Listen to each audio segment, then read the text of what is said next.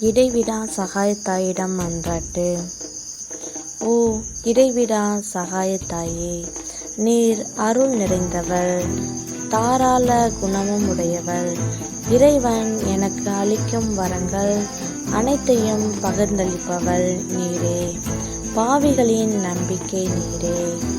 அன்புள்ள அன்னையே, உம்மை நோக்கி திரும்பும் என்னிடம் வாரும். உமது கரங்களில் இரட்சணியம் உண்டு. நான் உமது கரங்களில் ஒப்படைக்கப்பட்டிருக்கிறேன். நான் உமது பிள்ளை. அன்பு நிறைந்த அன்னையே, என்னை பாதுகாத்தருளும். ஏனெனில் உமது பாதுகாவலில் இருந்தால் எனக்கு பயமில்லை. கிறிஸ்துநாதரிடமிருந்து எனக்கு பாவ மன்னிப்பை பெற்று தருகிறேன். கிறிஸ்துவோடு ஒன்றித்திருக்கும் நீர் நரகத்தை விட சக்தி நிறைந்தவளாயிருக்கிறீர்.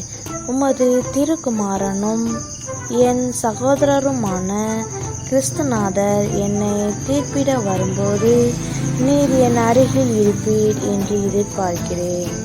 சோதனை வேளையில் உமது சகாயத்தை தேட அசட்டை செய்ததால் என் ஆத்துமத்தை இழந்து விடுவேனோ என்று பயப்படுகின்றேன்.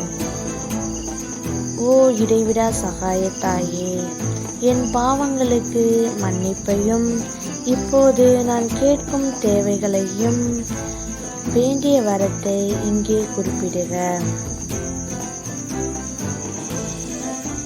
கிறிஸ்துநாதரிடம் அன்பையும் இறுதி வரை நிலைத்திருக்கும் வரத்தையும் என்றும் உமது சகாயத்தை நாடும் மனத்தையும் உமது திருக்குமாரனிடமிருந்து எனக்கு பெற்றுத்தாரும்.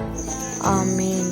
விண்ணுலகத்தில் இருக்கின்ற எங்கள் தந்தையே, உமது பெயர் தூயது என போற்ற பெறுக. உமது ஆட்சி வருக. உமது திருவுளம் விண்ணுலகில் நிறைவேறுவது போல மண்ணுலகிலும் நிறைவேறுக. எங்கள் அன்றாட உணவை இன்று எங்களுக்கு தாரும். எங்களுக்கு எதிராக குற்றம் செய்வோரை நாங்கள் மன்னிப்பது போல எங்கள் குற்றங்களை மன்னியும். எங்களை சோதனைக்கு உட்படுத்தாதேயும், தீமையிலிருந்து எங்களை விடுவித்தரலாம். ஆமேன்.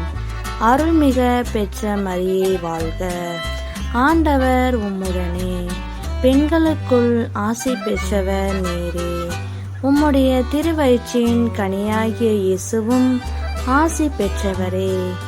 தூய மரியே, இறைவனின் தாயே, பாவிகளாயிருக்கிற எங்களுக்காக இப்பொழுதும் எங்கள் இறப்பின் வேளையிலும் வேண்டிக் கொள்ளும். ஆமேன். தந்தைக்கும் மகனுக்கும் தூய ஆவியாருக்கும் மாட்சிமை உண்டாகுக. தொடக்கத்தில் இருந்தது போல் இப்பொழுதும் எப்பொழுதும் என்றென்றும் இருப்பதாக. ஆமேன்.